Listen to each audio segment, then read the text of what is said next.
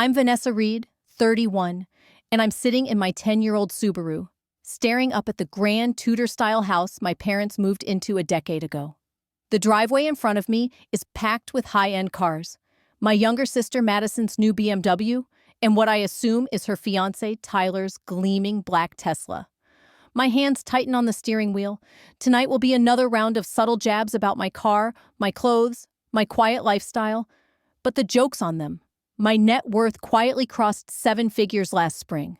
I step out, straighten my simple navy blouse, and breathe in the crisp Pacific Northwest air of our upscale Bainbridge Island neighborhood.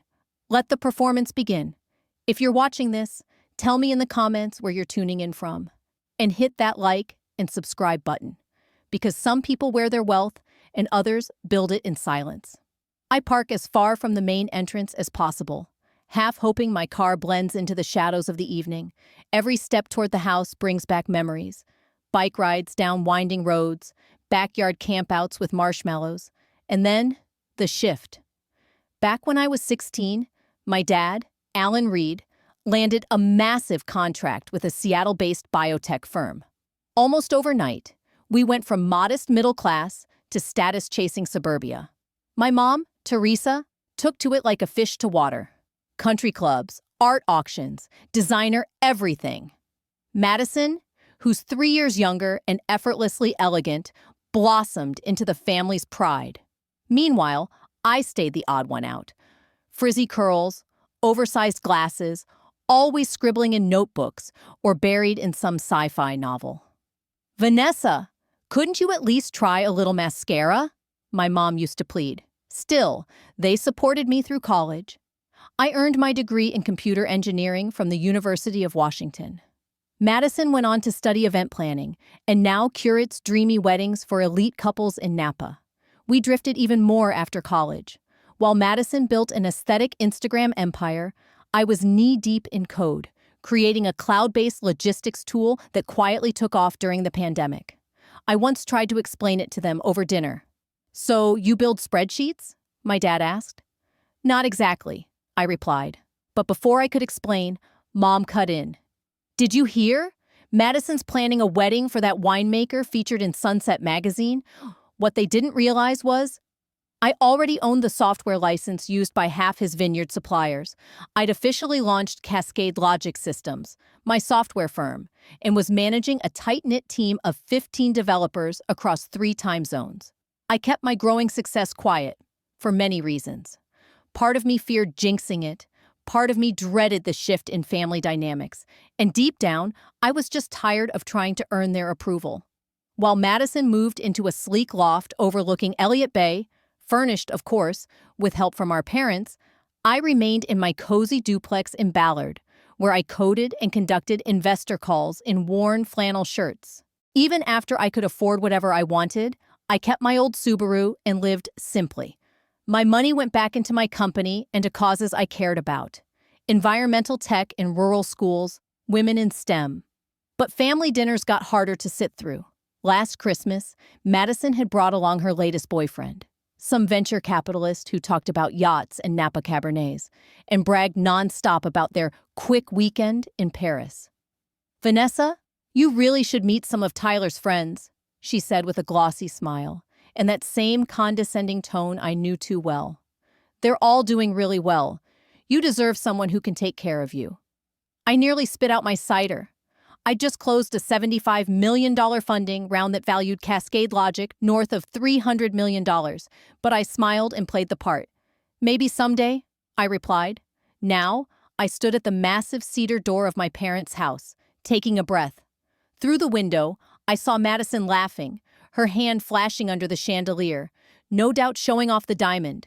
Next to her sat a tall, square-jawed man in a crisp navy suit. That must be Tyler. Confident, polished, and born to glide through life. I smoothed my deep green wool dress, understated but tailored, and rang the bell. Time to be Vanessa again, the daughter who never quite fit. The door opened. "Vanessa! Finally!" My mother beamed, air kissing my cheeks. Her gold earrings sparkled, her silk dress untouched by the January chill. Her eyes scanned me up and down, subtle, but I caught the flicker of disappointment. Everyone's in the living room. Come meet Tyler. I followed her through the vaulted entryway, past the sweeping staircase, and into the formal living room, where my dad was pouring wine. Madison jumped up from the leather sectional. Ness, meet my fiancé, Tyler Langford, she said, drawing out the last name like a prize. Of course I knew it. Langford and West had backed two of my competitors. Tyler rose and extended his hand, warmer than expected. So glad to finally meet you, Vanessa. Madison talks about you all the time. All good things, I hope, I replied with a smile, wondering just how much of my story he'd actually heard. Scotch, Vanessa? My dad asks, already halfway through pouring himself a second glass. White wine would be great, Dad, I reply, settling onto the edge of the sofa.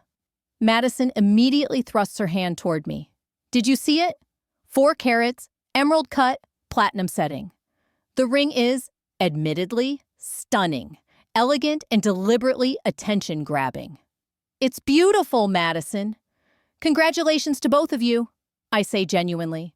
For all our history, I truly do want her to be happy.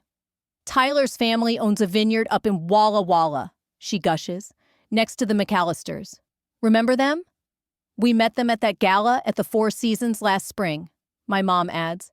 You weren't there, were you, Vanessa? She was working, dear, Dad answers, handing me a chilled glass of Chardonnay. Right. Your computer thing, Mom says, her voice laced with that soft disapproval I know too well. Or whatever it is. Something like that, I answer with a polite smile. Tyler turns toward me, curious. Madison said you work in tech. What exactly do you do?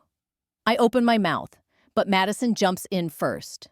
Oh, she does something with data or algorithms. It's complicated. She wraps her arm around his, beaming. Not nearly as glamorous as managing real estate portfolios like you. Tyler chuckles.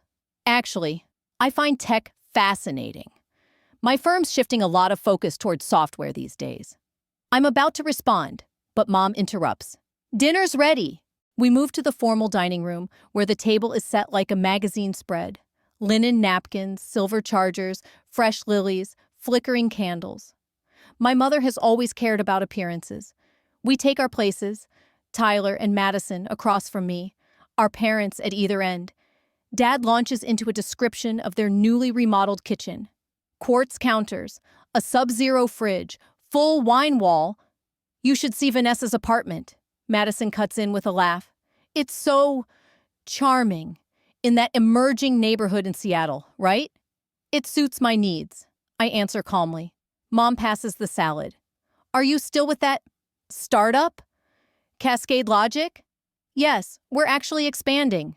Madison doesn't skip a beat. Did I mention Tyler just made partner? Youngest in the firm's history. That's impressive, I say, turning to Tyler, who smiles modestly. Thank you, he says.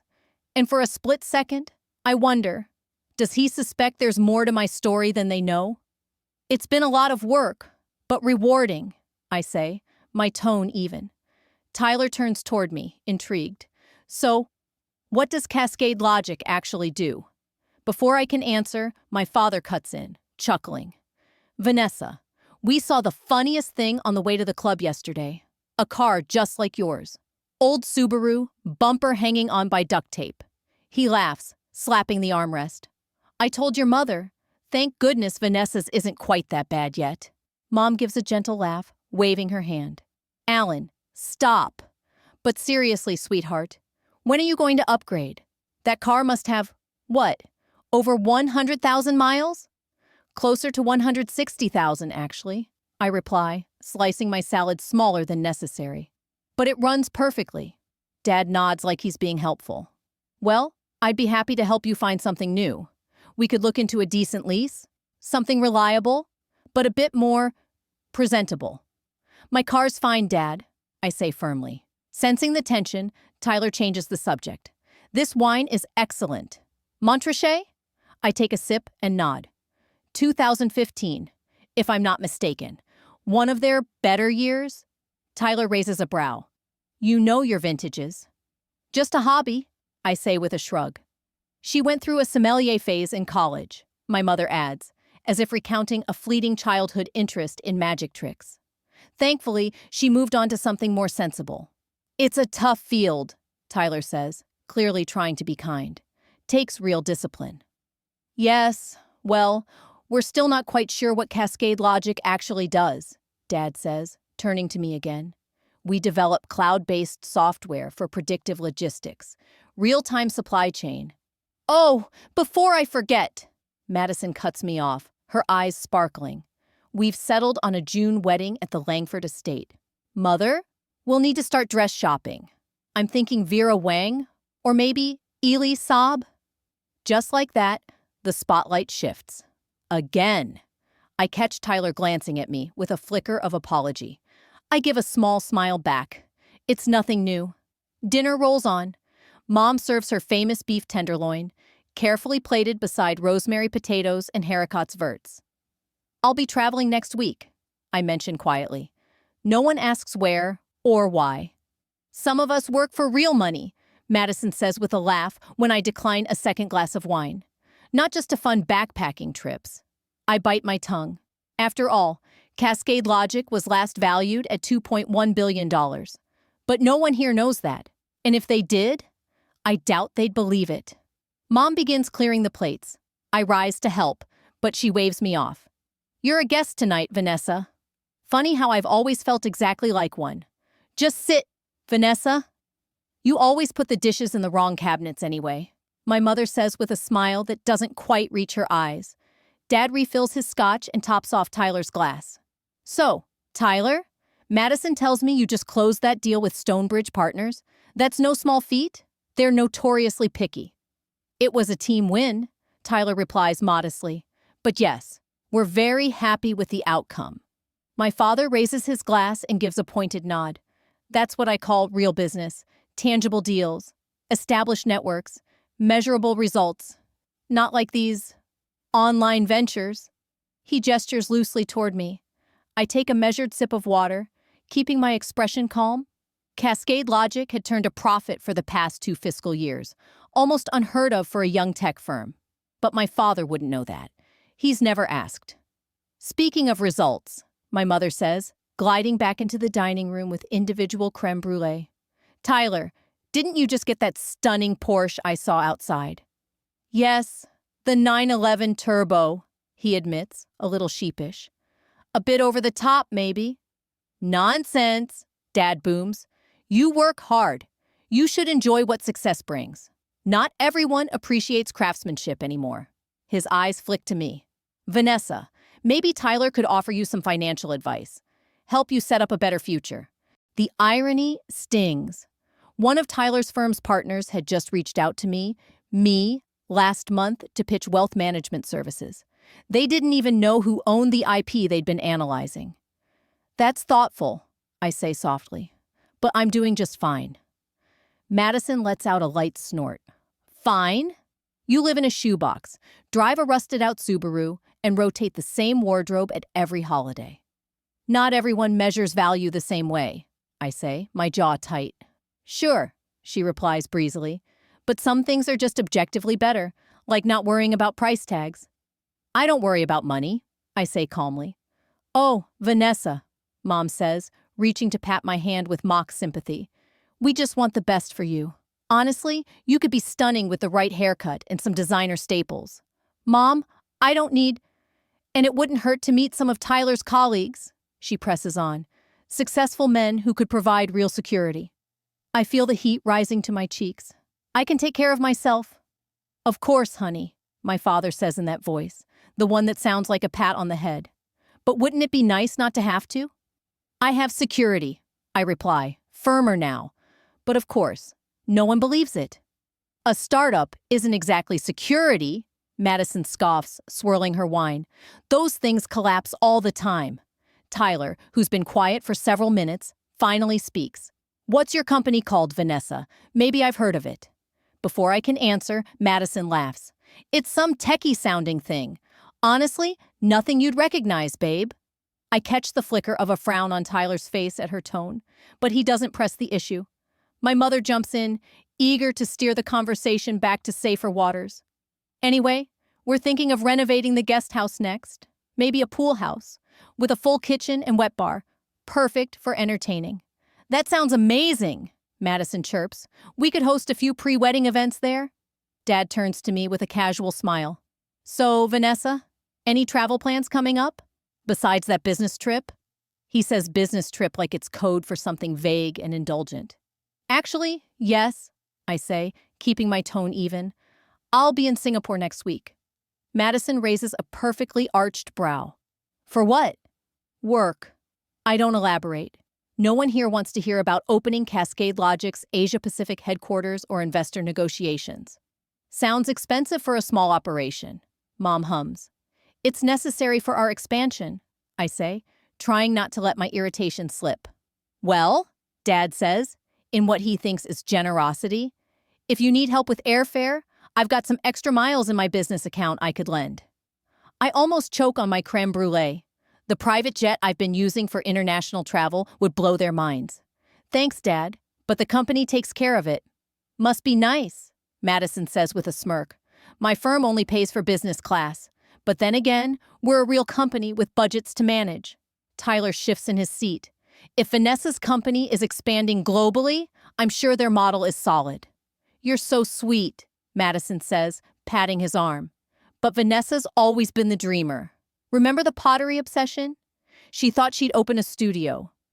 And that photography summer, Mom adds with a chuckle. So many pictures of rust and old fences. I was 16, I mutter. Dad raises his glass. Some people are built for the real world. Others, well, they find creative paths. To Madison and Tyler, the true power couple. Everyone raises their glasses, except me. I'm swallowing back a wave of frustration and heat rising behind my eyes. Oh, come on, Vanessa, Madison smirks. Don't be a sore loser just because you're the poor sister. She laughs. And to my shock, both of my parents chuckle too. Low, indulgent, dismissive. That's when I realize I'm done. Quietly, I place my cloth napkin beside my untouched dessert and start to push back my chair. Vanessa, don't be so sensitive, Mom scolds. Madison was just teasing. Some jokes aren't funny, I say, barely above a whisper. That's when Tyler, who's been watching me with something sharper than amusement, speaks up. Wait, Vanessa Reed? Didn't I see your Gulfstream in St. Bart's last month? The silence is immediate and total. My fork freezes midair. My mother's wine glass hovers mid-reach. My father's grin falters, and Madison's face twists from playful superiority to confused disbelief. What did you just say? Madison asks, turning toward him slowly. Tyler looks right at me, his expression unreadable. I could have sworn I saw you boarding a Gulfstream 650 in St. Bart's 3 weeks ago. I noticed the tail number. It had Cascade Logic's name on the registration. All eyes swing toward me. In that instant, I feel everything at once. Panic, a strange relief, and a flicker of long-buried satisfaction. For years, I worked in silence. Never lied, just never explained. And no one ever cared enough to ask. You must be mistaken, my mother says quickly, letting out a shaky laugh. Vanessa doesn't fly on private jets. I lower my fork. Actually, I was in St. Bart's last month for the Global Tech Summit. On a private jet? Dad asks, eyes narrowing. I meet his gaze and nod. Yes, the company owns it. We use it for international operations. No way, Madison blurts, eyes wide. Tyler must have seen someone else. Vanessa can't possibly have... It wasn't a mistake, Tyler interrupts. The tail number was registered to Cascade Logic Systems. He looks at me, his voice quieter now. That's your company, isn't it? I nod slowly. You own a jet? Dad asks, voice cracked with disbelief. The company does, I correct gently. For business travel. But you drive that old Subaru, Mom sputters, utterly thrown. You live in that tiny place in Ballard. My mother's voice is thin, almost disbelieving.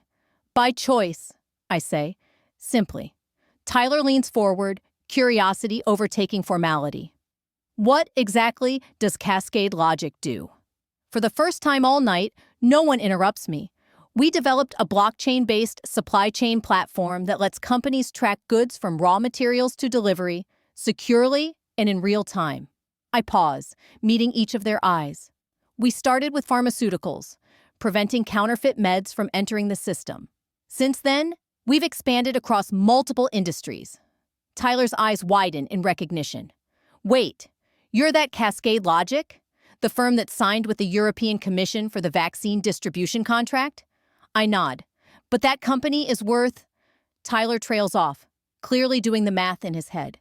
The last valuation came in at $4.7 billion, I say quietly. My mother's wine glass slips from her hand, splashing a wide red bloom across the white linen tablecloth. No one moves to clean it up. That's impossible, Madison stammers. Her voice is high, brittle. You would have told us if you were some kind of tech millionaire.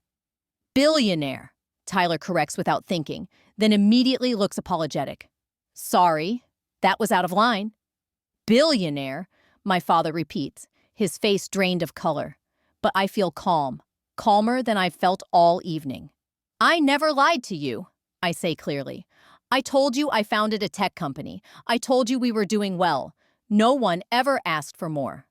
But you let us believe, Mom starts, voice trembling. You believed what you wanted to believe, I interrupt gently. That I was struggling, that I needed advice, that I wasn't worth listening to unless I conformed. Dad leans forward, the shock now curdling into something harder. Why wouldn't you tell us? We're your family. I meet his eyes. Are you, though? Because tonight, like every holiday, I've been mocked, talked over, and pitied. You've laughed at my car, my clothes, my life, and offered help like I was incapable. I glance at Madison. Would you have treated me differently if you knew I was rich? Because that's exactly why I didn't say anything. Madison's face is twisted with confusion and rising anger. So, you've been hiding this? Living some fake struggling genius act while secretly judging us? I haven't been pretending, I say calmly. I live simply. I drive a car that works. I don't need to prove anything. I live in a space that suits me, I say quietly. I don't equate luxury with value. That's your metric, not mine. There's a pause, and then my father clears his throat, his voice shifting back into that polished business tone he's used my whole life. Well, I always knew you had potential, he declares. Didn't I just say that last month, Teresa? Vanessa's sharper than she lets on. My mother nods slowly, as if she's only now seeing me in focus. You most certainly did not, I reply, my voice steady. You've never taken my career seriously. You've mocked it for years. That's not true, Dad says, defensive. We were just concerned. No, I cut in. You were embarrassed. Embarrassed that I didn't match your idea of success. That I wasn't like Madison. Madison suddenly pushes her chair back, the legs scraping sharply against the hardwood. So while I've been feeling sorry for you, inviting you places, offering help, you were what? Laughing behind my back? Thinking you're better than me because you've got more money? No, Madison, I say, weary. I've never thought I was better than you. I just wanted to be seen for who I am, not what I have. But you let us pity you, she snaps, her voice cracking, tears shine in her eyes. You chose to pity me, I answer softly. I never asked for it. Tyler reaches gently for her hand. Madison, maybe we should... She pulls away, sharp and shaking. Did you know? Is that why you brought up the jet? No, Tyler replies, calm but firm. I recognized Vanessa. I follow startups. It's part of my job. Cascade Logic's been on our radar for investment. He glances at me. I just didn't make the connection until tonight. So, everyone knows but us? Madison's voice cracks. God, this is humiliating. She storms from the room. Moments later, a door slams upstairs. My mother looks torn between chasing after her and staying to process the scene unraveling in front of her. Vanessa, I don't understand, she says finally. Why keep this from us? I exhale slowly. Because I knew the moment you found out about the money, it would be the only thing you'd see. Not the innovation, not the mission, not the impact, just the dollar signs. My father, ever the calculator, shifts in his seat. Well, what's done is done. We should talk about your financial planning. Have you considered? Dad, I say, cutting him off. This is exactly what I meant. Nothing about me changed in the last 5 minutes. Just your perception of what I'm worth. If you've ever had to prove your worth to people who refuse to see it, hit that subscribe button. Because the next part of this story will show exactly what happens when silence turns into power. Tyler, who has watched this entire unraveling with remarkable composure, finally speaks. Mr. Reed, I think what Vanessa is trying to say is that she values being appreciated for her ideas and her character, not just her financial status. Exactly, I say softly, grateful for the unexpected support. My father stares at Tyler, almost as if the words had only now been translated into a language he understands. But success should be celebrated, he insists. We would have been proud. I tilt my head, meeting his eyes. Would you? Because I remember telling you, 3 years ago, that I developed an algorithm that could revolutionize supply chain security. You nodded and changed the subject to Madison's new client at her PR firm. My mother at least has the decency to look away. We didn't understand what you were talking about, dear. No, I reply quietly. You never tried to. An uneasy silence blankets the table. Tyler watches me with what I can only describe as genuine respect. My parents exchange a look, the kind that carries decades of unspoken dialogue. I think I should go, I finally say, setting my napkin down and rising. Vanessa, please! My mother starts, but I'm already heading for the front door. Thank you for dinner, I say formally. Tyler, it was a pleasure meeting you. And please tell Madison I'm sorry it came out this way. As I step outside into the crisp Bainbridge air, something lifts in me. For the first time in years, I can breathe, even if it's because I'm walking away from the people who've never truly seen me. I slide into my Subaru, gripping the steering wheel. Through the bay window, I see my parents still at the table. Dad gesturing animatedly, Mom dabbing her eyes. Tyler sits upright, listening carefully. Madison is nowhere in sight. Part of me wants to drive off for good, but something stronger holds me still. I step back out and return to the house. When I re-enter the dining room, the room stills. Vanessa, my mother says, startled. We thought you'd left. I was about to, I admit, but we're not done. This conversation, it needs to happen. All of us. I glance toward the ceiling. Where's Madison? Locked in her old room, Dad mutters uncomfortably. She won't come out. I'll talk to her, Tyler says, standing. No, I say firmly, turning to Tyler. I should be the one to talk to her. I make my way up the familiar staircase, past decades of family photographs. My parents' wedding, Madison and me as kids. Always. Madison beaming in front, me slightly to the side, Madison's high school graduation, our family trips to Lake Chelan and Maui, but nowhere in sight is a photo from my graduation at the University of Washington. I notice it with a quiet pang, but keep walking. I knock gently on her door. Madison, it's me. Go away, comes the muffled reply. Please, just 5 minutes. If you still want me to leave afterward, I will. There's a pause. Then I hear the lock click. The door opens a few inches. Madison's usually flawless makeup is streaked, her eyes swollen and red. What could you possibly have to say to me? She asks, arms folded. I take a breath. I'm sorry I kept the truth from you.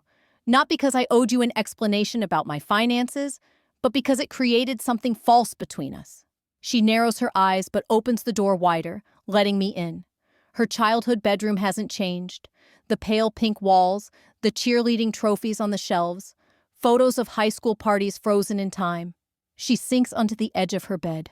Why would you let us think you were broke when you had all that? Because I needed to know if I mattered to you apart from my bank account, I say honestly. And to be blunt, your behavior didn't give me much reason to believe I did. That's not fair, she snaps. I tried to help you. I offered to set you up, update your look, boost your confidence. Fix me, I interrupt gently. Because you thought I was broken. You never asked what I actually do. You never believed I might already be succeeding on my own terms. She stares at her ring as the diamond catches the soft bedroom light. I didn't think your work was important, she whispers. I know, I reply. That's exactly the problem. She looks up. But you're my sister. You should have told me. When's the last time you told me something real, Madison? Something that wasn't about handbags or honeymoons? She opens her mouth, then shuts it. I continue softly. We stopped being real sisters a long time ago. You became the polished socialite. I was the invisible one. Neither version was true. She stares at me for a long moment. So you've really built a billion-dollar company? I nod. It wasn't the plan. I just wanted to solve a problem I saw in pharmaceutical distribution, I say. The valuation came later. Madison narrows her eyes slightly. And the jet? You actually have a private jet? The company owns it, I clarify. Strictly for international business travel. It's a strategic decision, not a luxury. We operate in 37 countries now. She looks at me, genuinely perplexed. But you still drive that old Subaru. You live in, what, a 2-bedroom rental? Because those things work for me, I explain. I don't need a mansion when it's just me. I don't need a flashy car to prove anything. I pause. I give a lot to nonprofits. STEM education, climate research. I reinvest in my team. And yes, I have a few indulgences. Her eyebrow arches. I collect rare first editions. I travel when I can. And I have a quiet place in Maine where I go to recharge. Maine? She repeats, wrinkling her nose. Not the Hamptons or Aspen? Somewhere status-oriented? I finish for her. That's the difference between us. I'm not judging what you value, but my choices aren't inferior just because they're different. Madison goes quiet, and for the first time in a long while, I see something reflective in her eyes. I never thought of it that way. I know, I reply gently. And I should have told you how your comments made me feel instead of just pulling away. That's on me too. A soft knock interrupts us. Everything okay in there? Tyler calls from outside. Madison and I glance at each other. We're talking, she calls back. We'll be down soon. Take your time, he responds, footsteps retreating. He seems nice, I offer. Not what I expected. Madison smiles faintly. He's real. Not like most of the guys I dated. I'm glad, I say sincerely. Then she surprises me. Did you really think we wouldn't love you if you weren't rich? The question hits harder than I expect. I never doubted the love, I admit, but I did doubt whether any of you respected me, whether you saw me beyond the surface. She doesn't argue. We both stand. Let's go back downstairs, I say. Mom and Dad are probably climbing the walls. At the door, Madison hesitates. She turns slightly. For what it's worth, Madison says quietly, I always envied your brain. The way you could understand things I couldn't even begin to grasp. The honesty catches me off guard. Really? She nods. Really. I just never knew how to say it without sounding less than. I offer her a small smile. And I envied your confidence. The way you could walk into any room and instantly belong. Something shifts between us. A rare moment of mutual understanding, fragile, but real. Madison straightens, dabs at her eyes, and puts on a brave smile. Then she leads us back downstairs, back into the tension. In the dining room, Dad is nursing another scotch, Mom is rearranging the centerpiece like it personally wronged her, and Tyler stands near the window, hands in his pockets, gazing at the thickening dusk. They all look up as we enter, each face a portrait of uncertainty. Madison resumes her seat beside Tyler, who reaches for her hand. I remain standing. I think we need to clear the air, I say. All of us. Agreed, Dad says, setting his glass down with a thunk. Starting with why you felt it necessary to deceive your family for so long. And just like that, I realize he still doesn't get it. Dad, I didn't deceive anyone, I say calmly. I just didn't offer details no one ever asked for. Of course we were interested in your life, Mom protests. Were you? I ask gently. When's the last time either of you asked what I actually do? What my day-to-day looks like? What my goals or challenges are? The silence says it all. But I do remember what you did ask, I continue. When am I upgrading my car? Why don't I live somewhere more respectable? Have I met someone who can take care of me? That's not fair, Dad interjects, bristling. We've always supported you. How? I ask. He stammers. Well, we paid for your education. You did, and I'm grateful, I acknowledge. But support isn't just financial, Dad. It's curiosity. It's encouragement. It's respect. We do respect you, Mom insists. I raise an eyebrow. Really? Tonight, you laughed at my car, I say, voice steady. You mocked my apartment, implied I needed financial help, and literally called me the poor sister. Does that sound like respect to you? My mother has the grace to look away, cheeks flushed. We were just concerned. No, you weren't, I reply firmly. Concern would have been asking if I was happy. You weren't concerned. You were embarrassed. Embarrassed that I didn't fit into your version of what success should look like. That's not fair, my father begins. But to my surprise, Madison speaks before he can finish. It is fair, she says softly. Dad, we've all done it. I've probably been the worst. My parents turn to her in shock. Vanessa and I talked upstairs, she continues, and I realized how condescending I've been, how all of us have made assumptions about her, about what matters. My mother reaches across the table, hand outstretched. We just wanted what was best for you. I don't take her hand. Number, you wanted what you thought was best. You never asked what I value. Tyler finally speaks, his voice thoughtful. So what do you value, Vanessa? I take a breath, grateful for the question. Purpose, I begin. Solving real-world problems, creating systems that ensure life-saving medications actually reach the people who need them. I value learning, growth, authentic relationships. I pause, then add, and yes, I value financial security. I'm not claiming I'm above money. It matters.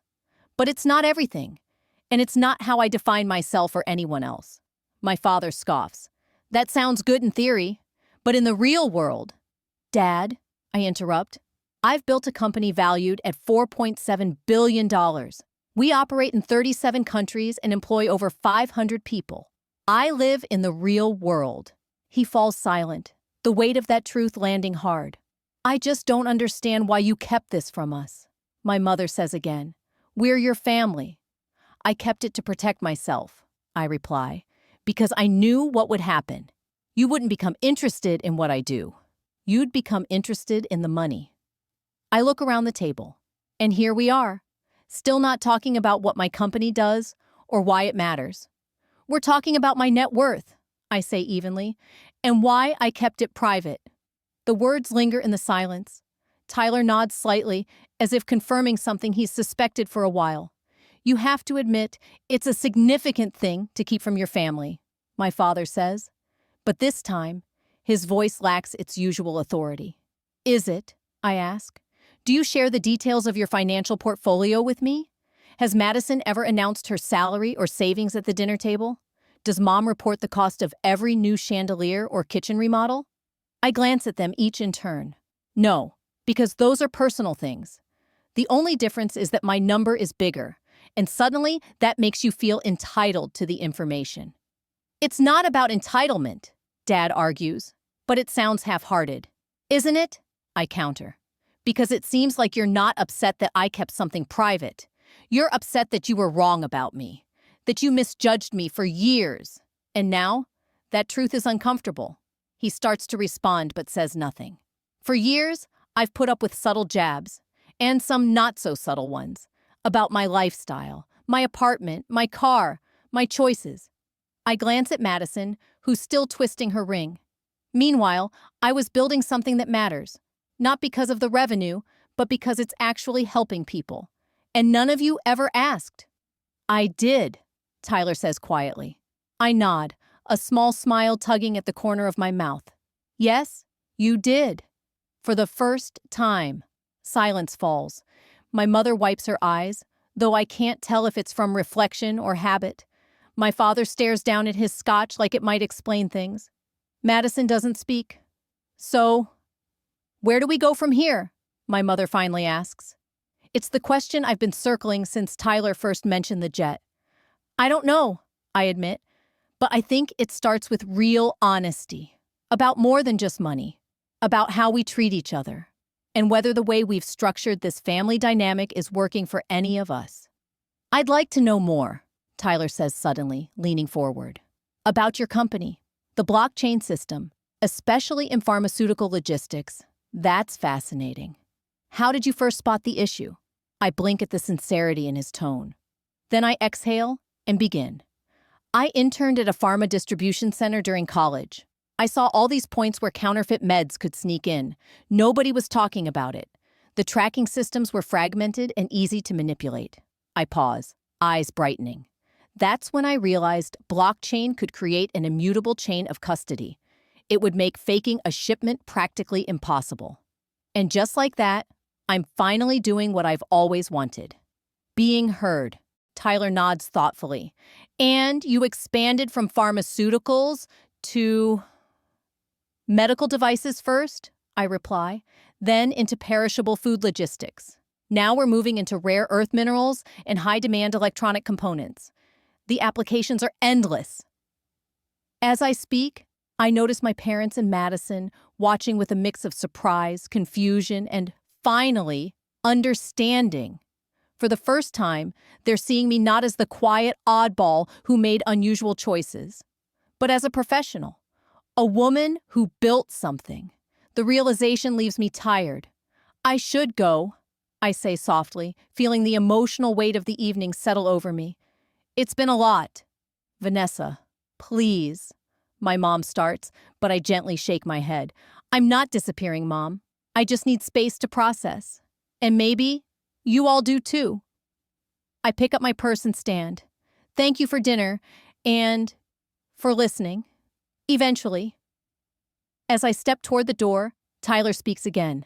Vanessa, I meant what I said about your company. It's impressive. If you're ever interested in discussing partnerships with some of our portfolio companies, I'd be happy to connect the dots. I pause and turn to him with a small smile. Thank you, Tyler. I'll think about it. And then I leave the house, feeling both lighter and heavier. The truth is finally out, for better or worse. What happens next is up to all of us.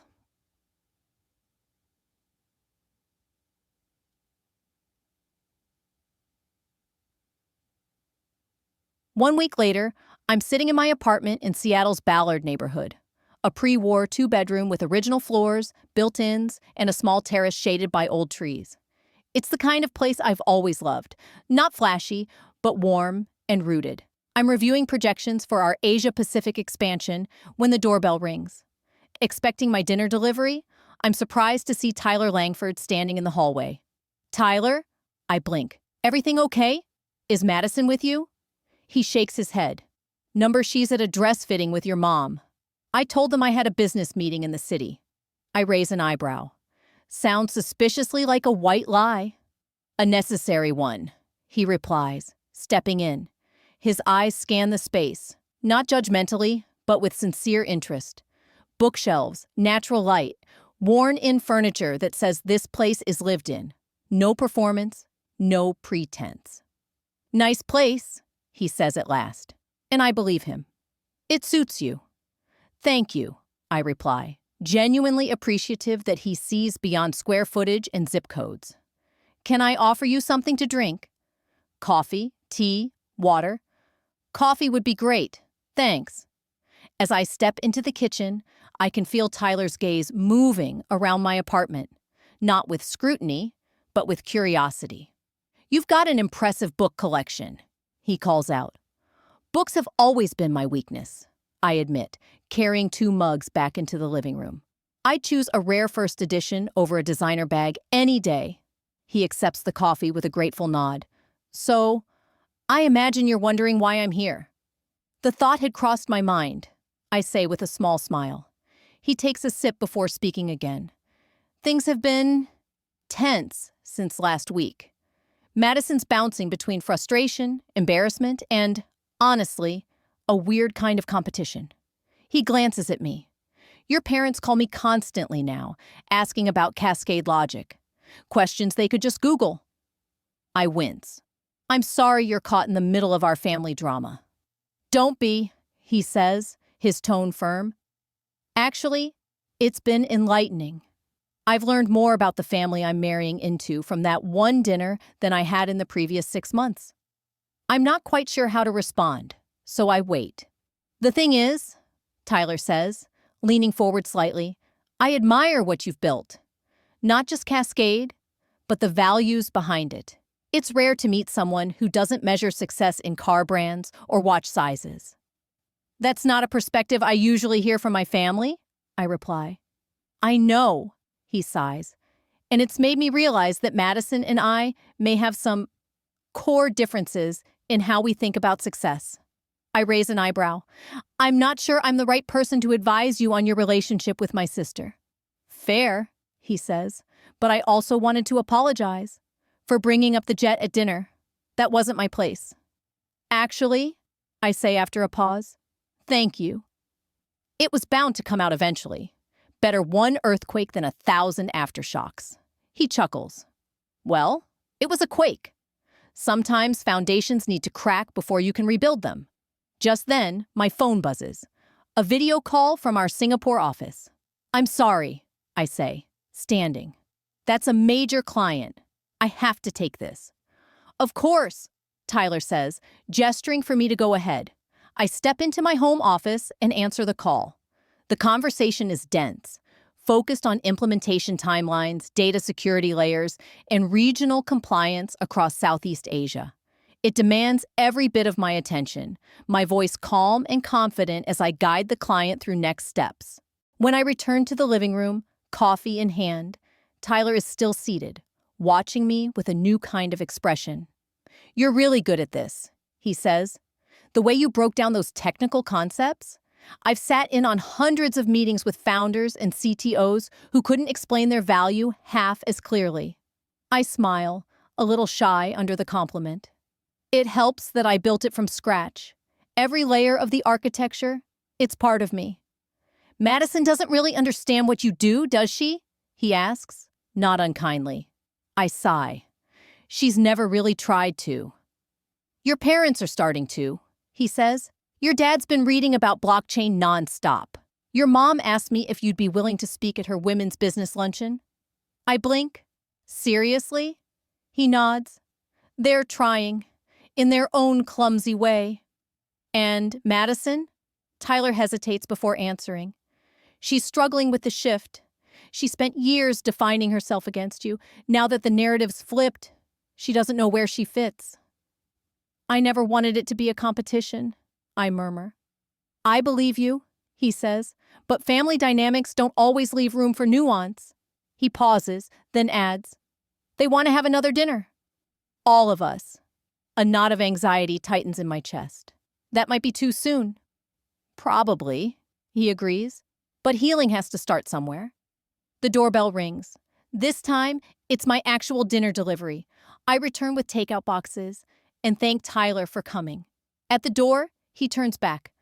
When I first heard about Madison's computer genius sister, I wasn't expecting someone who would challenge how I think about success and authenticity. He smiles. It's been eye-opening. In a good way, I hope.